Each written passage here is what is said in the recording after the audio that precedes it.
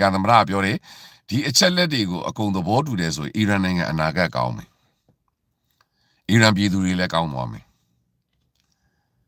အရှိလေပိုင်းနဲ့ကဘာကြီးလည်းငြိမ်းချမ်းသွားမယ်အဲ့တော့ဘယ်လိုနီးနဲ့မှအမေရိကန်က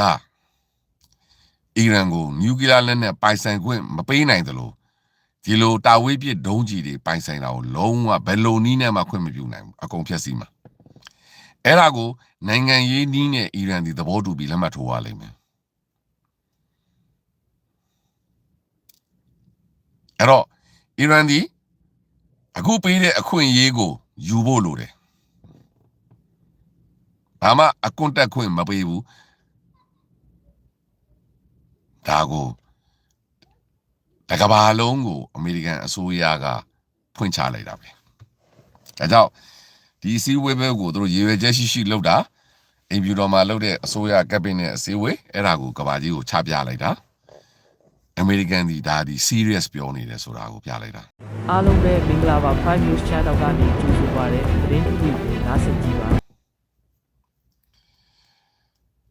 အီရန်လက်မခံနိုင်ရင်တတိယကမ္ဘာစစ်မဖြစ်နိုင်ပါဘူးအီရန်မှာဘာမှပြန်မလုပ်နိုင်တဲ့အင်အားမရှိပါဘူး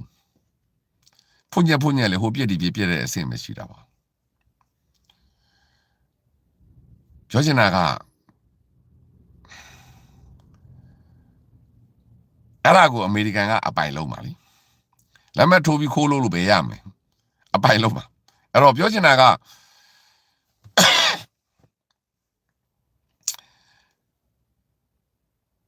အမေရိကန်ကသူ့ရဲ့ယက်တီချက်ကို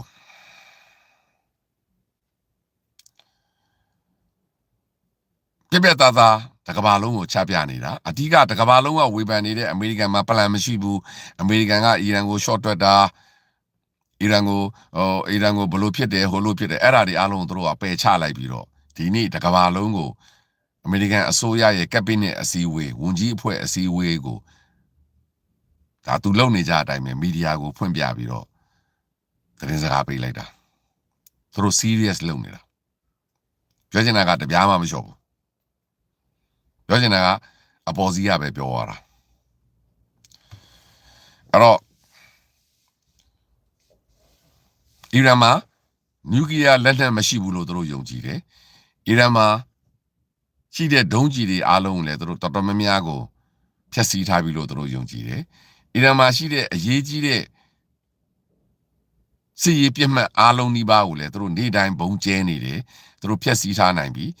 အီရန်ကနလန်မထူနိုင်လောက်အောင်အဲ့ဒါကြောင့်သူကထုတ်ပြောသွားတယ်အီရန်ခေါင်းဆောင်တွေအားလုံးမြေပေါ်မှာတယောက်မှမတွေ့ရတော့ဘူးအကုန်လုံးဘန်ကာတွေအောက်မှာအကုန်ပုံနေတာဘာပေါ်တန်းနဲ့ဒီကပြစ်တာအဲ့တော့အီရန်ဟာအမေရိကန်ကမ်းလှမ်းတဲ့ဒီ15ချက်ကိုဂျားကနေဥဆောင်ပေးနေတဲ့ပါကစ္စတန်နဲ့တဆင့်သဘောတူဖို့ပဲလိုတယ်ဒါကိုသူပြတ်သားပြောသွားတာငင်းဖို့မကြိုးစားနဲ့တရားဓာတ်တွေမတရားဓာတ်တွေမပြောနဲ့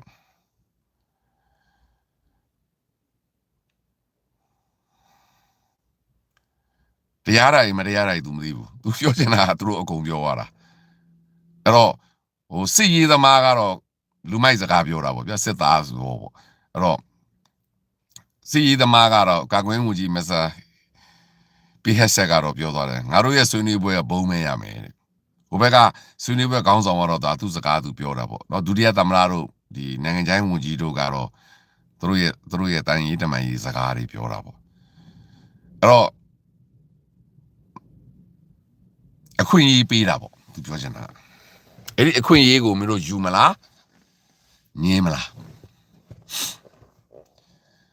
အဲ့တော့ဟောမှုရလက်ကြားကိုပြန်ဖွင့်တာတွေမဖွင့်တာတွေကဒါအီရန်ကဆုံးဖြတ်ရမှာပေါ့နော်ဒီနေရာမှာပြောချင်တာက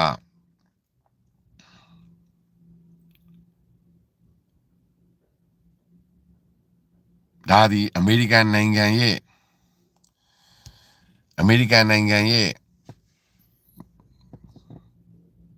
တိကျမှန်ကန်သော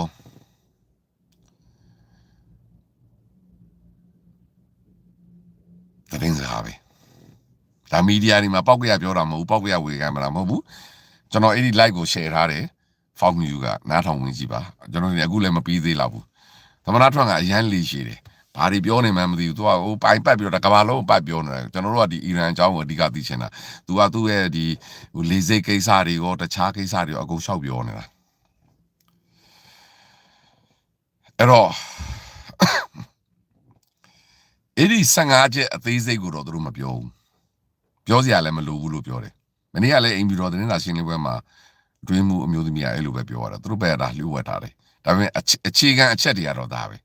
ပြောချင်တာကတော့ဗျာအီရန်ကိုလက်နက်ချခိုင်းတာပါပဲဒါပါပဲအီရန်ကိုလက်နက်ချခိုင်းပြီးတော့အီရန်ကိုသူတို့လိုချင်တဲ့အစိုးရနဲ့အကုန်လုံးကိုစွန့်လွတ်ခိုင်းပြီးတော့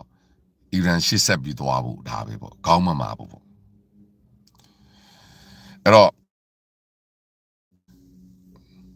အဲ့ဒါတွေအားလုံးဟာပုံနေတဲ့ခေါင်းဆောင်တွေကဒါသူတို့ဒီအီရန်တို့ဘာတို့ကဒီတခြားလမ်းကြောင်းတွေရှိမှာပေါ့ဒါရှိမှာပေါ့အဲ့ဒါကသမ္မတထရန့်နဲ့အမေရိကန်အစိုးရရဲ့ကျွန်တော်ပြောမယ်ကျွန်တော်အမြင်နော်ကျွန်တော်ရဲ့အမြင်ပြောတော့မယ်နည်းနည်းလေးချောင်းဆိုးလိုက်အောင်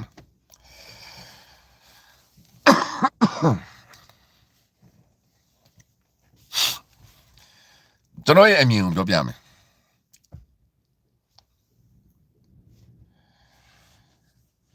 သူတို့လေဘယ်လိုပြောမလဲအင်တာနက်အခက်အခဲပေါ့ဗျာပြည်တွင်းမှာဘယ်လောက်အင်တာနက်အခက်အခဲဖြစ်နေလဲဆိုတာကျွန်တော်တို့နားလည်ပေးလို့ရတယ်နော်သူတို့လေနားထောင်ခြင်းနဲ့ဒါပေမဲ့အင်တာနက်အခက်အခဲတွေခဏတော့ဒါတွေပေါ့ဗျာငွေကြေးတွေအများကြီးပေါ့ဗျာနော်သူကိုယ်တိုင်နောက်ဆုံး live မှာပြောသွားတယ်လေဒီမြောင်လိုင်းရဲ့ဒီပိတ်ဆို့မှုတွေကြောင့်အင်တာနက်တွေကြောင့်ကျွန်တော်တို့ ਨੇ ဝေးပြီးဆိုတော့သူပြောသွားပါတယ်အဲ့တော့ကျွန်တော်ရဲ့သုံးသက်ချက်ပြောမယ်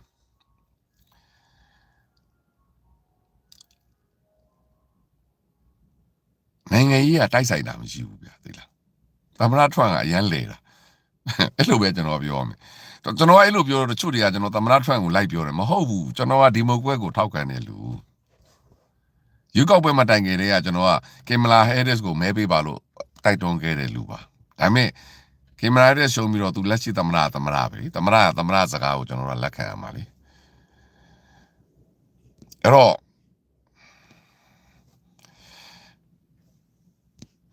ာ့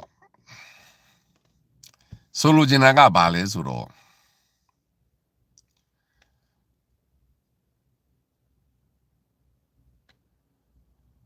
အချိန်ကတိုက်ဆိုင်တာမဟုတ်ဘူးဗျာသိလားသူတို့ကအခု UK မှာလည်းအတူတူပဲတကဘာလုံးရဲ့လွှတ်တော်တွေနှစ်ပတ်ပိတ်တော့မှာ reset လို့သူတို့ပြောတာပေါ့ဘာလို့ဆိုတော့ Easter လာပြီသူတို့ကခရစ်ယာန်နိုင်ငံတွေလေဒါကြောင့်ဒုတိယသမ္မတကခရစ်ယာန် Easter ခရစ်ယာန်နိုင်ငံသားတွေအတွက်ဆုတောင်းပေးသွားသေးတယ်သူတို့ဒီ Easter နော်ယေရှုသခင်ရဲ့မွေးနေ့ပေါ့ဗျာနော် Easter နှစ်ပတ်ပိတ်ရကြီးလာတော့မှာဒီ April လဆန်းကဒါ Easter ပဲအဲ့ဒီအတွက်သူတို့လွှတ်တော်တွေလည်းနှစ်ပတ်နားမယ်အစိုးရအဖွဲ့လည်းနှစ်ပတ်နားမယ်သဘောရှိတယ်အဲ့ဒီအတွက်သူတို့ကကြိုတင်ပြီးအစည်းအဝေးလုပ်လိုက်တာအီရန်ကိုလှည့်ပြားတာလည်းဖြစ်နိုင်တယ်လို့သူပြည်သူတွေကိုလည်းသတင်းစကားပေးတယ်ဒီနောက်နှစ်ပတ်အတွင်းမှာအစိုးရအဖွဲ့အစည်းအဝေးတော့မရှိတော့ဘူးဒါပေမဲ့သူတို့ကတော့အမြဲတမ်းတော့အုပ်ချုပ်နေမှာပေါ့လေအဲ့ဒီသတင်းစကားကိုပေးချင်တာလည်းဖြစ်တယ်သူပြောတဲ့အတိုင်းသူစစ်သားတွေကမနှက်ဖြင်ရောက်မယ်လေမနှက်ဖြင်သူလွှတ်ထားတဲ့ဒီအမေရိကန်စစ်သားတွေပေါ့နော်အမေရိကန်ဗရင်တပ်ဖွဲ့တွေဒေသီတပ်သားတွေကမနှက်ဖြင်တပတ်ခါရောက်တော့မှာဆိုလို့အဲ့ဒီအတွက်သူကကြိုတင်ပြီးသတင်းစကားပေးတာလည်းဖြစ်နိုင်တယ်ပြီးတော့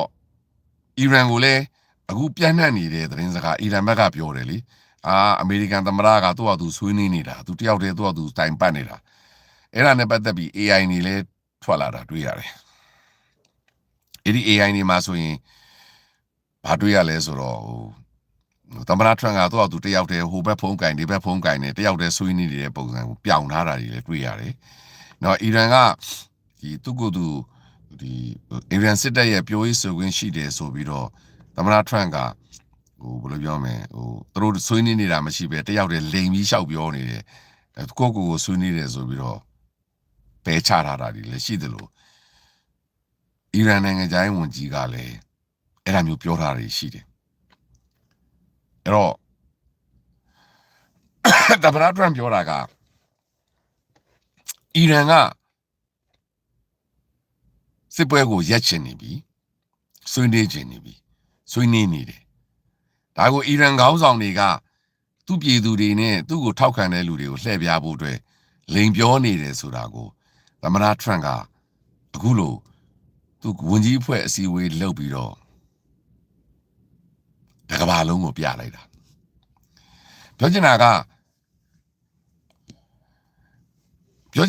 ဘာသာရေးကကျွန်တော်ပြောတာအဲ့ဒါမဟုတ်ပါဘူးဘာသာရေးမှာစစ်တိုက်တယ်မတိုက်တာကိုပြောနေတာမဟုတ်မဆိုင်တာတွေအဲ့တော့ပြောရင်မဆိုင်တာတွေဝင်ရေးတယ်ဗျအမေရိကန်အစိုးရကနောက်2ပတ်မှာ holiday သွားတော့မယ်ဒါတကဘာလုံးအတူတူပဲအဲ့ဒီအတွက်သူကအစည်းအဝေးလုပ်ပြပြီးတော့သူတို့ရဲ့သဘောထားကိုမီဒီယာတွေမှာရှေ့2ပတ်မှာရှင်းလင်းသိအောင်ကဘာကြီးကိုချပြလိုက်တာထိုနည်း၎င်းပဲကဘာ market ကိုလည်းချပြလိုက်တာကဘာရဲ့ stock share market ကအီရန်ခေါင်းဆောင်ရဲ့အီရန်ကဒီလိုအယူတွေပြောတဲ့စကားပေါ့ဗျအဲ့လိုပြောရင်တို့ကျွန်တော်စော်ကားကြမယ်အီရန်ကဒီဗိုလ်ချုပ်တွေပြောချင်တာပြောတာကိုယုံတာမဟုတ်ဘူးကဘာ market ကအမေရိကန်လိုသမ္မတနဲ့အမေရိကန်အစိုးရဖွဲ့ပြောတာကိုပဲအာရုံစိုက်တာအဲ့ဒါအရှိတရားအဲ့တော့ကဘာမှာရှိတဲ့ဒီ market ပေါ့နော် stock market ကိုသူကသတင်းစကားပေးချင်တာလည်းပါတယ်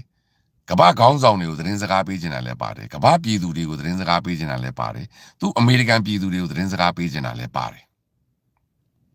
အဲ့တော့မနေ့ကကျွန်တော်ထောက်ပြသလိုပဲအမေရိကန်အစိုးရဟာဒီမိုကရေစီအစိုးရဖြစ်တဲ့အတွက် public opinion သူ့ရဲ့မဲဆန္ဒရှင်ပြည်သူတွေရဲ့သဘောထားကိုထည့်တွက်ရတယ်အဲ့တော့သူ့ပြည်သူကိုသူသတင်းစကားပေးလိုက်တာအီရန်ဒီ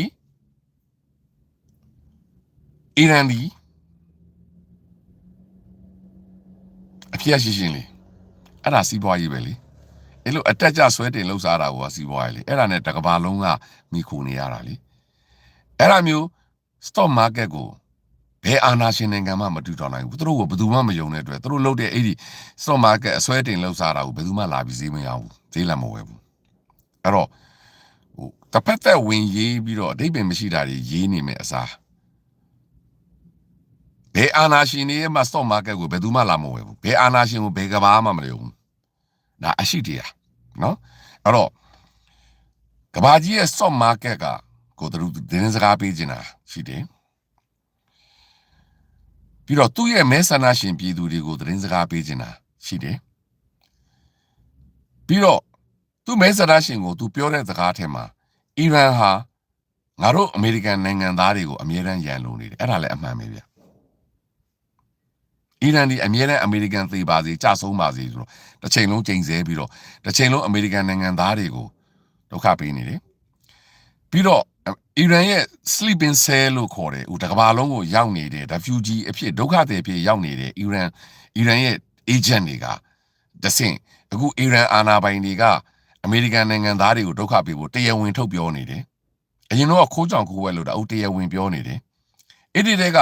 အီရန်အာဏာပိုင်တွေကတကဘာလုံးမှာ sleeping cell လို့ခေါ်တယ်သူ့ရဲ့လူတွေကိုလွှတ်ထားပြီးတော့ဒုက္ခသည်စခန်းနေအကြမ်းဖက်တော့မယ် IS လို့သူတို့လုပ်တော့မယ်အဲ့ဒါကိုပေါ်တင်လဲထုတ်ပြောနေတယ်အဲ့ဒါတွေအားလုံးကိုလည်းအမေရိကန်နိုင်ငံသားတွေကိုလည်းသတိပေးတာအမှန်ပဲအဲ့တော့အီရန်လိုနိုင်ငံတွေကအမြဲတမ်းအဲ့လိုအကြမ်းဖက်မှုနဲ့အယက်သားပြစ်မှတ်တွေကိုအမြဲတမ်းဘုံခွဲနေတာလည်းအမှန်ပဲနိုင်လဲမဲ့ပြီးတဲ့အချိန်မှာအများကြီးဖြစ်တာတွေရှိတယ်နော်ကျွန်တော်လန်ဒန်မှာလည်းဖြစ်တာတယ်အများကြီးဖြစ်တာတယ်ဘာလီမှာတော့ဖြစ်တာသေးတယ်အဲ့တော့အဲ့လိုမျိုးအနေအထားတွေရှိနေတာရယ်ပြီးတော့အီရန်ဟာနျူကလီးယားလက်နက်ကိုရတော့မယ်လို့သူကပြောတယ်ဒါပေမဲ့အီရန်မှာဒုံးကျည်ရှိတယ်ဆိုရင်အမေရိကန်ကိုနိုင်ငံကိုဒုက္ခပေးမယ်ဆိုသူအမေရိကန်နိုင်ငံသားတွေကိုဒင်းစကားပေးတယ်အဲ့ဒါကိုလည်းလက်တွေ့ပြတဲ့အနေနဲ့အီရန်အစိုးရဟာအခု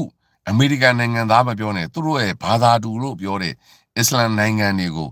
တောက်လျှောက်ဒုံးကျည်တွေနဲ့ပြစ်နေတယ်ဒီနေ့လေကူဝိတ်ကိုပြစ်တယ်ကူဝိတ်လေဆိပ်ကိုကြားတယ်လို့ပြောတယ်နော်ဒီနေ့လေဒူဘိုင်းမဟုတ်ဘူးဘရင်းကိုဖြစ်တယ်ဟုတ်တယ်အဘူဒါဘီကိုပြစ်တာဒူဘိုင်းကိုပြစ်တယ်ဒီရော်တယ်မော်မိကောင်ပေါက်ရွယ်လူငယ်2ယောက်သေဆုံးတယ်လို့ပြောတယ်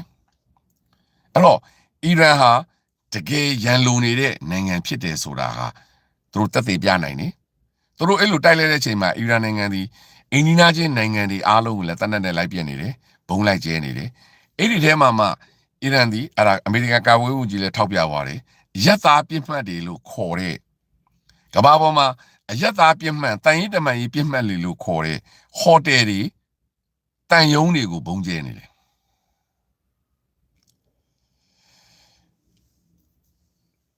အဲ့တော့တန်ယုံတွေကိုဘုံကျဲနေတယ်နော်အလွန်အမတန်ဟိုရင်းဖြစ်တဲ့တန်ယုံတွေကိုဘုံကျဲနေတယ်အဲ့တော့အဲ့ဒီအချက်လက်တွေအရာ तू ကအမေရိကန်နိုင်ငံသားတွေကို तू ကအခုအမေရိကန်နိုင်ငံသားတွေလည်းရှုပ်ထွေးနေတယ်ပေါ့ငါတို့အစိုးရပဲတကယ်တမ်းပလန်မရှိလို့လားငါတို့အစိုးရပဲအီရန်ကို short တွက်နေတာလားတကယ်ပဲအီရန်ကနိုင်နေတာလားငါတို့အစိုးရပဲရှုံးတော့မှာလားဆိုတဲ့ဒီစဉ်းစားပုံကိုစိုးရိမ်နေကြတဲ့အမေရိကန်ပြည်သူတွေကိုလည်း तू သတင်းစကားပေးနေတာပါတယ်ပြီးတော့ तू NATO နိုင်ငံတွေကိုလည်းထည့်ပြောသွားတယ်အမေရိကန်သမ္မတနေတိုးနိုင်ငံတွေကတဲ့သူ့ကိုတဲ့သူတို့အကူအညီလိုတဲ့ချိန်မှာဘယ်နိုင်ငံကမှအကူအညီမပေးဘူးတဲ့ nothing တဲ့ဒါပေမဲ့ကိစ္စမရှိပါဘူးတဲ့ငါတို့မလိုဘူးတဲ့အဲ့တော့အဲ့ဒီအချက်လက်တွေကိုသူကသူ့နိုင်ငံသားတွေကိုသတင်းစကားပေးလိုက်တယ်ဒါကြောင့်ငါတို့အီရန်ကိုတားတယ်မင်းတို့တွေအမေရိကန်နိုင်ငံသားတွေရဲ့လုံခြုံရေးအမေရိကန်နိုင်ငံသားတွေရဲ့လုံခြုံရေးကိုငါတို့ကာကွယ်ပေးလိုက်ပြီဒါကြောင့်ငါတို့အီရန်ကိုအခွင့်အရေးပေးလိုက်ပြီအဲ့ဒီ15ချက်ကိုအီရန်ကလိုက်နိုင်ရမယ်မလိုက်နိုင်ဘာဖြစ်မလဲဆိုတော့အဲ့တော့သူကစောက်ကြည့်ပါအဲ့တော့ဒါဒီနေ့အမေရိကန်အစိုးရဒီဖြစ်နေတဲ့စစ်ပွဲ၄ပတ်ကြာနောက်သူထပ်ပြောသွားတယ်ငါတို့ရဲ့စစ်ရေးပြစ်မှတ်သားခဲ့သည်အမေရိကန်သမ္မတလည်းပြောတယ်ကာကွယ်ရေးဝန်ကြီးလည်းပြောတယ်၄ပတ်နဲ့6ပတ်အတွင်းမှာအပြီးလုံးပါအဲ့တော့အခု၄ပတ်ထဲကိုဝင်နေပြီငါတို့ရဲ့ objective ဒီစစ်ပွဲကို၄ပတ်နဲ့6ပတ်အတွင်းမှာပဲငါတို့ကအပြီးလုံးပါငါတို့ရေရှည်တိုက်ဖို့မရှိဘူးအဲ့ဒါကိုလည်းသူသေချာထည့်ပြောသွားတယ်အဲ့တော့ပြောစရာမေးခွန်းပေါ့နော်အမေးခွန်းကသူတို့အပိုင်ပြောနေတဲ့ဆွေးနွေးနေပါတယ်ဆိုတော့အီရန်ခေါင်းဆောင်ကဘာတူလဲဒါကတော့သူတို့လည်းမပြောဘူးပါကစ္စတန်လည်းမပြောဘူးပါကစ္စတန်ဝန်ကြီးချုပ်လည်းအဲ့ဒါတွေပါကစ္စတန်နိုင်ငံခြားဝန်ကြီးလည်းစိတ်ဆိုးမှန်ဆိုနဲ့တက်ရေးထားတာရှိတယ်ကမ္ဘာပေါ်မှာတဲ့ဒီတန်ကြီးတမန်ကြီးဆွေးနွေးပွဲကပဲစစ်ပွဲတွေကိုရက်လို့ရမှာတဲ့အဲ့တော့သူတို့ဒီအဲ့ဒါကိုတာဝန်ယူပြီးတော့ဂျားခံဆောင်ရွက်ပေးနေပြီတဲ့ပါကစ္စတန်နိုင်ငံခြားဝန်ကြီးလည်းတက်ရေးထားတာရှိတယ်အဲ့တော့ဒါ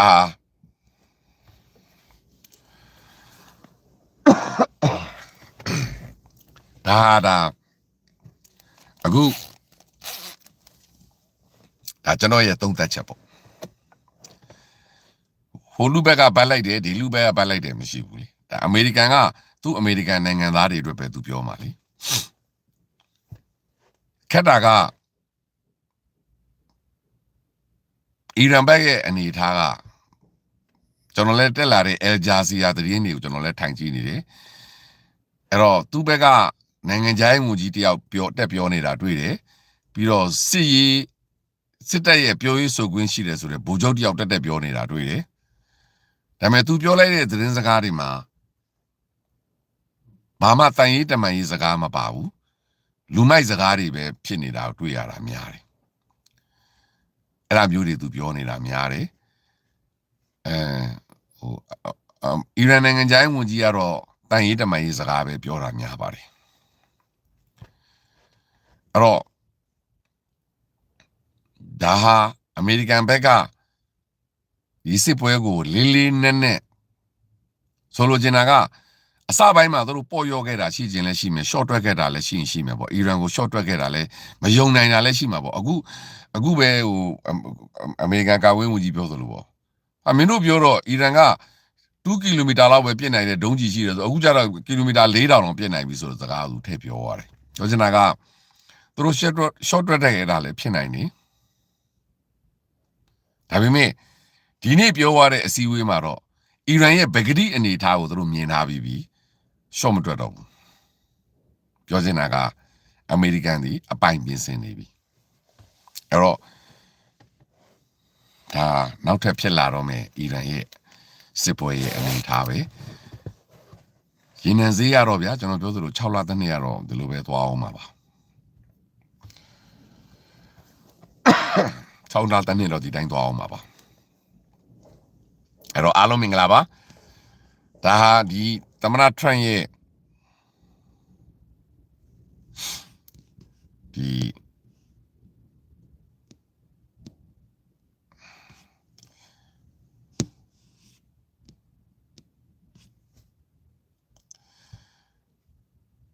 မပြောတတ်ဘူး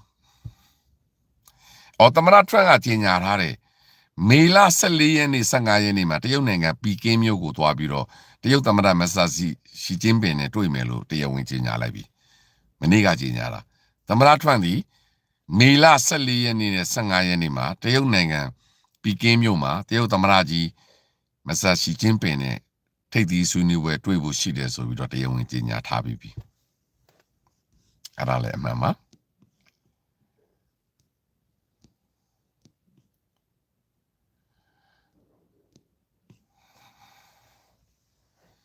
အဲ့တော့မင်္ဂလာပါကျေးဇူးအများကြီးတင်ပါတယ်ကျွန်တော်ကအကြာကြီးဆက်ပြောချင်တယ်ဒီလပင်းကရာပြီးဆိုးနေလို့အဲ့တော့သတင်းအနေထားကဒါနောက်ဆုံးသတင်းမှာဇန်နဝါရီကတော့ဒါသုံးသက်ချက်လည်းမဟုတ်ပါဘူးဒါဒီအမေရိကန်အစိုးရကပြောတဲ့စကားတွေကိုဒါမျက်တကျွန်တော်ပြန်လဲပြောဆိုပေးတာအီရန်ဘက်ကပြောတာတော့တိတ်အများကြီးပြောစရာမရှိပါဘူးလက်နဲ့မချဘူးသူတို့ကအပီတီတိုက်မယ်အမေရိကန်ကြဆုံးအောင်လုပ်မယ်အမေရိကန်ကိုပြန်ပြီးဒုက္ခပေးမယ်ဒီဟောမှုကြီးလက်ကြောက်ပိတ်ပြမယ်သူတို့ကိုလာပြီးသိမ်းနေဆိုရင်သူတို့ကအမေရိကန်ရဲ့ပြစ်မှတ်တွေအရှေ့လက်ပိုင်းရဲ့စီးပွားရေးတွေဖျက်ဆီးပြမယ်ဒါအီရန်ဘက်ကပြောထားပြီးသားပါဒါတွေကလူတိုင်းလည်းသိတယ်ဒီနေ့ထိလည်းအီရန်ဘက်ကလည်းအရှေ့လက်ပိုင်းနိုင်ငံများကိုဒီနေ့ထိပြစ်နေစေပဲရှိတယ်အီရန်ကလုံးဝမလျှော့ဘူးအီရန်ဒီအရှေ့လက်ပိုင်းနိုင်ငံရဲ့စီးပွားရေးပြစ်မှတ်တွေရင်းနှံနဲ့ပတ်သက်တဲ့ပြစ်မှတ်တွေအောက်သုံးရချက်လုပ်တဲ့စက်ယုံရဲ့ပြစ်မှတ်တွေအားလုံးကိုဖျက်ဆီးမယ်လို့လည်းပြောထားသလိုဟောမှုစီလက်ကြားကိုလည်းပိတ်ဆို့မယ်လို့ပြောထားတယ်အဲ့ဒီထဲမှာအမေရိကန်သမ္မတပြောရတဲ့စကားတစ်ခုကကျွန်တော်အရင်စိတ်ဝင်စားတယ်ဟောမှုတော့ကျွန်တော်လည်းမသိဘူးအီရန်မှာတဲ့မိုင်းချတဲ့သင်္ဘောက25စီးတောင်ရှိတယ်တဲ့မင်းတို့စဉ်းစားကြည့်တယ်ကဘာပေါ်မှာအဲ့တော့မိုင်းလိုက်ချတဲ့သင်္ဘောအများကြီးပိုင်ထားတာငါတခါမှမကြားဘူးသူတို့ဘာလို့အဲ့ဒါရှောက်ပိုင်ထားတာလဲအဲ့ဒီထဲကသူတို့ရည်ရွယ်ချက်ကရုံမာမယ်ဆိုတာသိတာတယ်သမ္မတကအဲ့လိုပြောရတယ်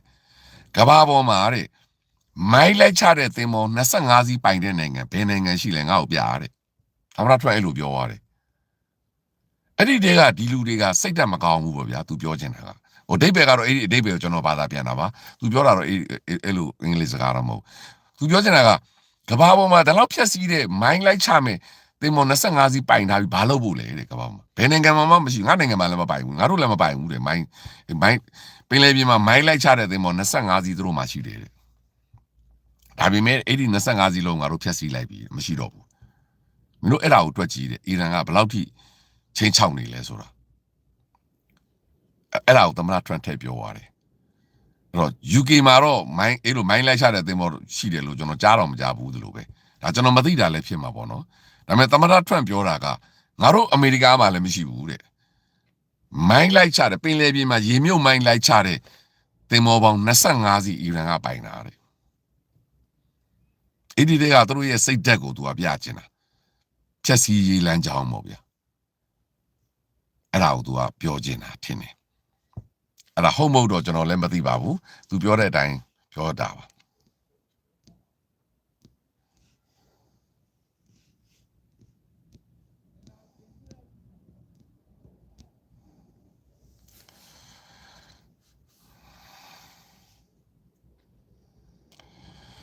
အားလုံးမင်္ဂလာပါနော်